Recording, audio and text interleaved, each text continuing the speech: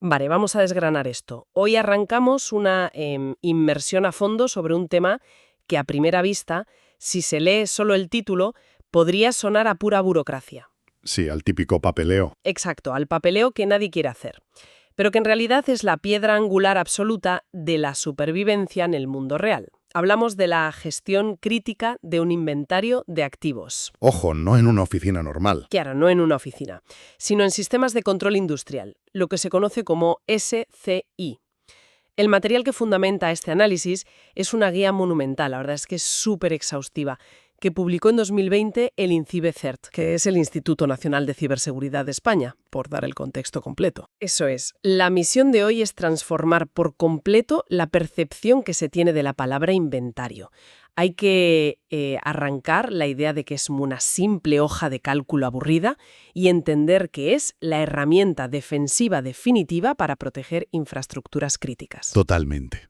Todo se resume en un principio innegable. Una cadena es tan fuerte como su eslabón más débil, y es materialmente imposible proteger un sistema si se desconoce por completo que algunos de sus componentes siquiera existen. Lo fascinante aquí es que este documento del INCIBE, que por cierto está publicado bajo una licencia Creative Commons, permitiendo su distribución libre, es mucho más que un manual técnico de instrucciones. Es el reflejo de un cambio de mentalidad gigantesco. Un cambio urgente, diría yo. Desde luego, un cambio urgente para cualquiera que gestione tecnologías de la operación, lo que llamamos TO, frente a las tradicionales tecnologías de la información o TI. Históricamente, estos dos mundos han vivido de espaldas. Sé cada uno en su burbuja. Exactamente. El departamento de TI en su edificio de oficinas y el de TO en la planta de producción, casi ignorándose. Pero los ataques cibernéticos recientes contra infraestructuras físicas han sido un jarro de agua fría. Han despertado a las organizaciones ante una realidad ineludible. Hay que mapear los entornos. El documento subraya repetidamente que no saber qué hay conectado a la red es un agujero negro que deja infraestructuras vitales a merced de cualquier ataque. Y para que cualquier persona que escuche esto entienda el impacto real, la guía del INCIBE no se anda con rodeos. Plantea 4 beneficios fundamentales, sin abusar de jerga. Que se agradece bastante. Muchísimo. A ver, el primero es la gestión de vulnerabilidades, que tiene muchísima miga. Si una planta industrial no sabe exactamente qué versión de firmware tiene instalada en una máquina concreta, ¿cómo va a saber si le afecta un fallo de seguridad que se acaba de descubrir esta misma mañana? Es que es imposible defenderse a ciegas. Totalmente imposible. Un aviso de seguridad crítico suele especificar que afecta, por ejemplo, a la versión 2.1 de un sistema. Si en la planta no hay un registro que diga claramente que tienen 15 máquinas corriendo esa versión exacta, el equipo de seguridad sencillamente no hará nada. O peor, perderá semanas buscando máquina por máquina. Eso es. Y eso enlaza directamente con el segundo beneficio que plantea la guía, que es la respuesta a incidentes. Cuando salta la alarma y hay una intrusión, el tiempo es oro. Un inventario detallado permite acotar el alcance del problema en minutos en lugar de días. Para visualizar este punto de una forma más mundana, imaginemos intentar asegurar un museo de arte histórico sin tener los planos del edificio ni un catálogo de las obras. Es exactamente lo mismo. ¡Qué buena comparación! Sería como intentar poner alarmas de última generación sin saber cuántas puertas traseras tiene el recinto, ni qué cuadros de valor incalculable hay en cada sala. Poner cámaras a lo loco solo garantiza que tarde o temprano alguien se colará por una ventana que nadie recordaba que existía, o robará una escultura que ni siquiera constaba en los registros oficiales. Esa analogía da completamente en el clavo. Y fíjate que la guía no solo habla de ciberataques. El tercer beneficio es que un buen inventario saca a la luz fallos puramente operativos. Equipos mal configurados, cuellos de botella en la red de la planta, dispositivos que están consumiendo recursos sin aportar absolutamente nada. Puesto el cuarto punto, que es el que siempre hace brillar los ojos en las salas de juntas, la reducción de costes. Al mejorar la eficiencia y evitar paradas de planta, el ahorro económico es la consecuencia natural. Tiene todo el sentido. Es pasar de apagar fuegos a prevenirlos. Y supongo que una vez que la dirección compra la idea y dice que adelante con el inventario, el problema es cómo llevarlo a cabo sin interrumpir el trabajo de la fábrica. Ahí está el gran reto. El documento dedica una sección enorme a lo que podríamos llamar el arte de mapear. Habla de la implementación y detalla 3 vías para construir este inventario. La primera es la manual, literalmente personas con un portapapeles apuntando números de serie. La guía ya advierte que esto es una paliza monumental de tiempo y que solo sirve para redes enanas. Claro, a nivel industrial moderno, lo manual es inviable. Por eso pasan al segundo enfoque, que es la implementación automática. Aquí es donde entran herramientas de software para barrer la red y recopilar datos a una velocidad vertiginosa. Escala de maravilla para infraestructuras enormes. Pero hay un pero, ¿no? Sí, hay un gran pero. El INCIBE señala un punto ciego muy interesante de la automatización total. Los programas a veces no entienden el contexto. Un escáner te dice que hay una máquina conectada en el puerto 4, pero no sabe que esa máquina es, por ejemplo, vital para la ventilación del edificio. Falta el factor humano. Lo que nos lleva a la tercera vía, que la guía corona como el estándar de oro para la mayoría. La implementación mixta. Es coger lo mejor de ambos mundos, automatizar todo el trabajo pesado de descubrir dispositivos en red, pero meter el ojo crítico humano para añadir ese contexto esencial en los activos más sensibles. Eso es. Ahora bien, donde la cosa tiene tela marinera es en la metodología, el cómo se busca. Y aquí la guía traza una línea roja clarísima entre inventariado activo y pasivo. Si conectamos esto con el panorama general, aquí es donde la ciberseguridad industrial se separa radicalmente de la seguridad en oficinas. Interactuar con hardware en la capa de operaciones, la capa TO, es como caminar por un campo de minas. A ver, explícanos eso de activo y pasivo en este contexto. El inventariado activo significa lanzar escaneos, enviar paquetes de datos y scripts de reconocimiento directamente a las máquinas para que respondan. Sí, te da unos datos increíblemente profundos y muy rápido, pero el riesgo es enorme. El simple hecho de preguntar a una máquina industrial antigua qué versión es puede saturar su procesador, puede colapsar la red o provocar una denegación de servicio. Espera, ¿estamos hablando de que un simple escáner informático puede causar un accidente físico en una fábrica? Absolutamente. En una red TI o red TI, si un escáner cuelga un ordenador, el empleado lo reinicia y pierde 5 minutos de trabajo. Es una molestia. Claro. En una red TEO, si saturas el controlador lógico de un brazo robótico, ese brazo puede detener una línea de ensamblaje entera, arruinar toneladas de materia prima o, peor, causar daños físicos graves a los operarios que estén cerca. ¡Qué barbaridad! O sea, hacer un escaneo activo en un entorno industrial es como intentar hacerle un chequeo médico completo a un corredor de maratón, pero interrumpiéndolo en el kilómetro 30 y parándolo en seco. Te dará buenas métricas médicas, pero le has arruinado la carrera por completo. Me gusta mucho esa imagen. Por eso la guía pone tanto énfasis en el inventariado pasivo, ¿no? Que vendría a ser como sentarse en las gradas y observar la carrera con prismáticos. Exactamente esa es la diferencia. El método pasivo se basa en conectar una herramienta a la red y limitarse a escuchar el tráfico que ya está circulando, en silencio absoluto. Es 100% seguro para la maquinaria, porque no interactúa con ella, no envía ni un solo bit de datos. ¿Cero interferencias? Cero. El único inconveniente es que, al ser un mero espectador, si hay un equipo encendido pero que en ese momento no está mandando información, el sistema pasivo no lo verá. Es un equipo invisible hasta que decida hablar. Hay que buscar un equilibrio tremendo ahí. Pero pongamos que ya sabemos cómo buscar. La siguiente gran revelación del documento de INCIBE es qué se considera un activo en este entorno.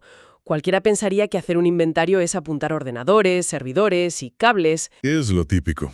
Pero la clasificación que proponen es una pasada. Empiezan por el hardware, lógicamente.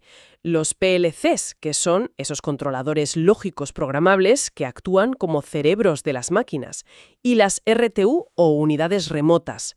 Luego pasan al software. Sistemas operativos, aplicaciones SCADA que controlan todo visualmente, firmware. Hasta ahí predecible. Pero luego amplían el foco a lo bestia. Es que tienen que hacerlo. Categorizan la información como un activo crítico, las propias bases de datos, los manuales de procedimiento, la documentación técnica. Piensa que sin un manual de emergencias, una planta paralizada no puede reiniciar. Claro, no sabes ni por dónde empezar. Eso es. También incluyen la red, claro, routers y switches, la tecnología de uso diario, como teléfonos y portátiles, e incluso el equipamiento auxiliar. Y esto es vital. Un sistema de climatización en una sala de servidores es un activo industrial. Si se apaga, los servidores se funden. El ecosistema completo. También meten las instalaciones, los edificios físicos.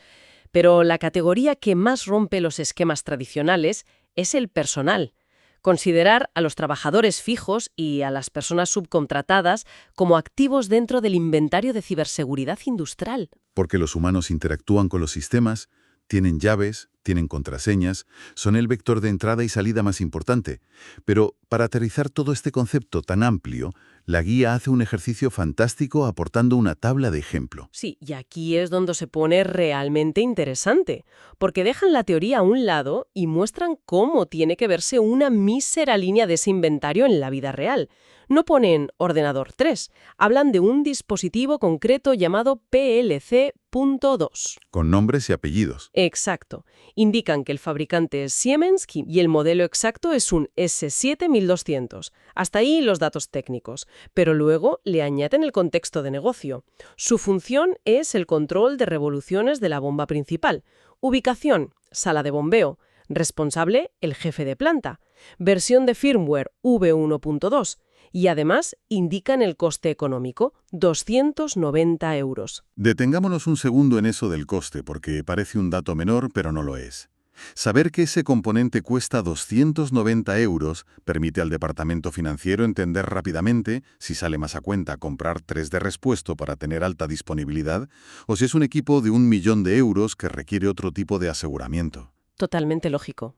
Sobre este ejemplo del PLC, la guía introduce una herramienta de valoración fantástica. La tríada de valoración. Es la forma de darle sentido al riesgo. Vale, entiendo.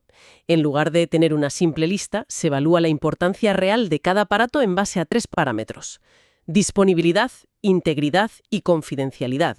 Y esto me parece clave para priorizar. Empecemos por la disponibilidad. Siguiendo el ejemplo del PLC de la bomba principal, la pregunta sería: ¿qué pasa en la planta si este cacharro se apaga de repente? Y la respuesta a esa pregunta define la urgencia. Si la planta se inunda porque la bomba se detiene, la disponibilidad de ese PLC se marca como crítica. Luego pasamos al segundo pilar, la integridad. Aquí la pregunta es más perversa. ¿Qué repercusiones tendría que un atacante logre modificar el firmware de ese PLC sin que nadie se dé cuenta o altere los límites de velocidad de la bomba para que gire más rápido de lo que soporta el metal? Ese escenario asusta. Ya no es que deje de funcionar, es que funcione mal a propósito, causando daños físicos catastróficos. Exactamente. El daño puede ser masivo. Y el tercer parámetro de la tríada es la confidencialidad, que supongo que aplica menos a un motor y más a datos, ¿no? Eso te iba a preguntar. Efectivamente. ¿Qué nivel de secreto requiere la información que pasa por ahí? Quizás para una bomba de agua la confidencialidad es baja. Pero si el PLC controla la mezcla exacta de una fórmula farmacéutica patentada, la confidencialidad se dispara. Esta tríada transforma una hoja de cálculo plana en un verdadero mapa de riesgos en 3 dimensiones. Todo este proceso suena a trabajo de titanes. Y la pregunta que cae por su propio peso es: ¿con qué se hace esto? Y me gusta mucho cómo la guía del INCIBE aborda la caja de herramientas. Hacen un desglose muy equilibrado e imparcial, dividiendo las opciones entre herramientas de código abierto o software libre y soluciones comerciales de pago. Básicamente te ponen el menú sobre la mesa. Y el menú es extenso. En el ámbito del open source presentan herramientas muy potentes que requieren bastante pericia técnica por parte del equipo. No son de instalar y listo. Vamos a repasar algunas para entender el palo alarma. La guía menciona el famosísimo Wireshark. Esta es la herramienta pasiva por excelencia. Se dedica simplemente a leer los paquetes de datos que flotan por la red sin hacer ruido. Pero luego mencionan Nmap para descubrir qué puertos están abiertos. Y al leer esto, recordé la alerta roja de antes. Nmap es inventariado activo, manda paquetes contra los equipos. ¿No es esto justo lo que decíamos que podía romper una máquina en la planta? Por supuesto. De hecho, la guía subraya Nmap casi con luces de neón. Es una herramienta brillante para el entorno de oficinas, pero usarla en la capa de operaciones industriales requiere un pulso de cirujano. Si lanzas un escaneo genérico de Nmap contra controladores antiguos, es casi seguro que vas a tirar abajo algún sistema. Hay que ajustarlo para que sea extremadamente delicado. Las cosas. Lleva Wireshark dentro, un sistema para detectar intrusos llamado Snort y una interfaz visual muy intuitiva llamada Kibana. Y hablando de herramientas potentes, también nombran OpenBus. Esto, si no me equivoco, lanza unos scripts llamados NBT. ¿Qué es esto exactamente en lenguaje llano? Los scripts NBT son básicamente pequeñas pruebas de vulnerabilidades. OpenBus es como un inspector que va puerta a puerta. En vez de solo preguntar quién vive aquí, empuja el picaporte a ver si la puerta está abierta y comprueba si la cerradura es de una marca que se sabe que es defectuosa. ¡Qué gráfico! De nuevo, es una técnica muy activa, extraordinariamente útil para descubrir agujeros de seguridad, pero con un impacto potencial enorme si se lanza contra maquinaria frágil. Para evitar esos infartos en la planta de producción, la guía señala joyas pasivas muy concretas para la industria. Hablan de Grass Marlin, que es gratuita y, por lo visto, una maravilla para dibujar automáticamente mapas visuales de la red solo con escuchar el tráfico. CyberLens hace algo parecido, pero la que me llamó muchísimo la atención es Sofía. Dicen que realiza inspección profunda de paquetes, o DPI.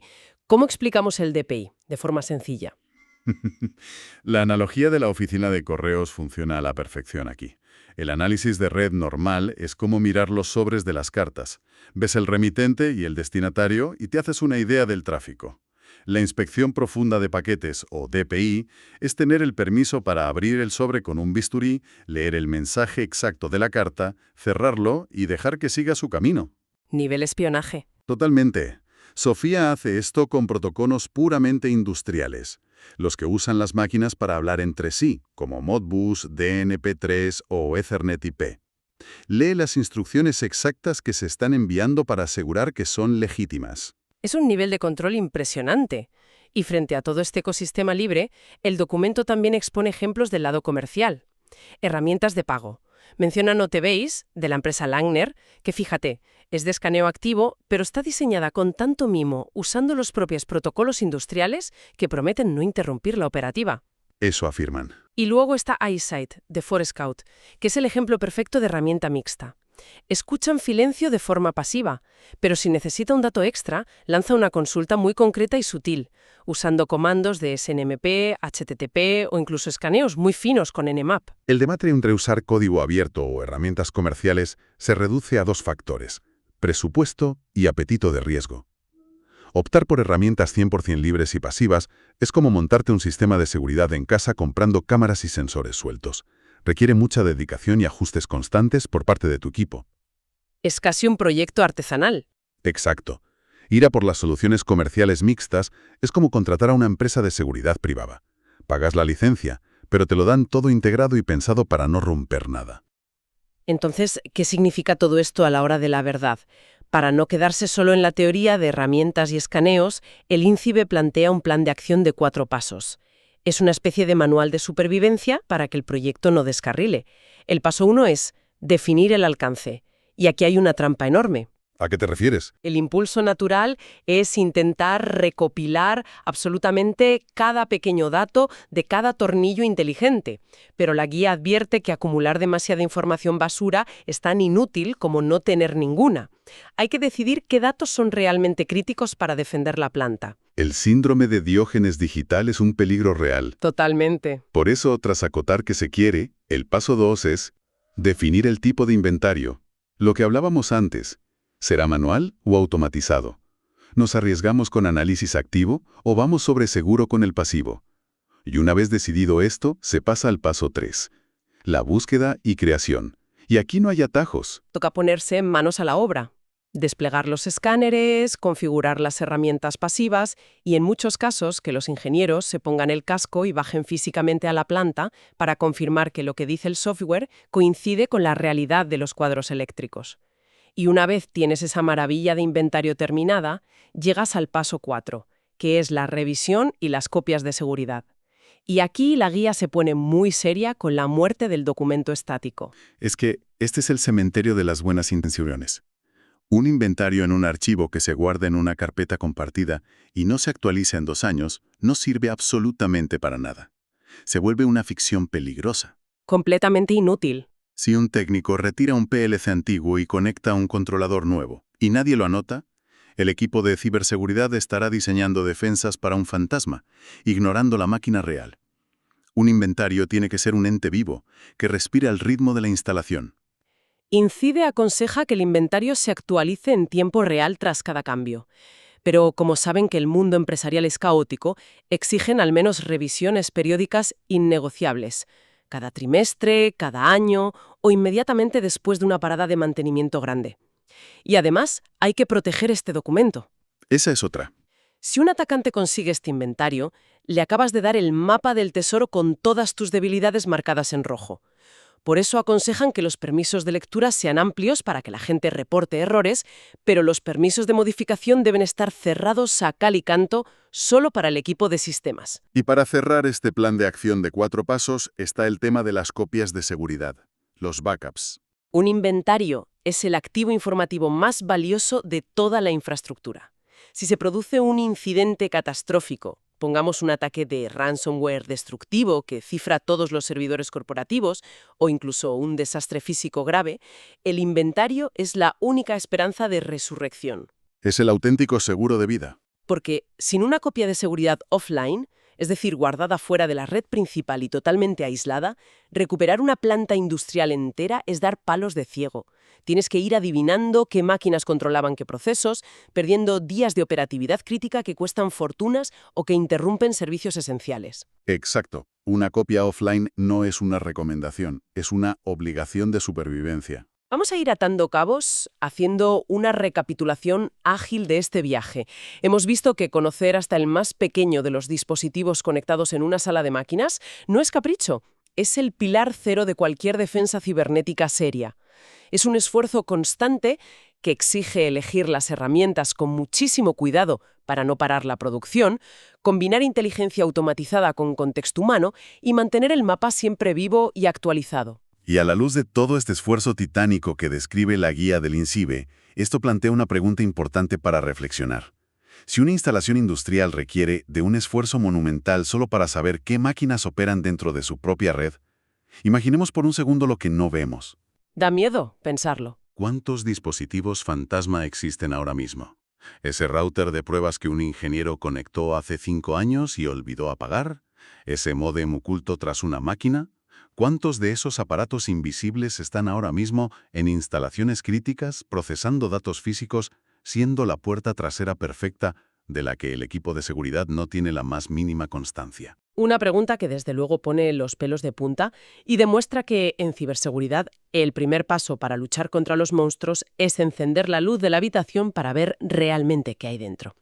Muchísimas gracias por el tiempo compartido en esta inmersión a fondo. Mantener la curiosidad despierta, cuestionar cada dispositivo de las redes y no dar nada por sentado es la única receta para un futuro industrial seguro. Hasta el próximo análisis en profundidad.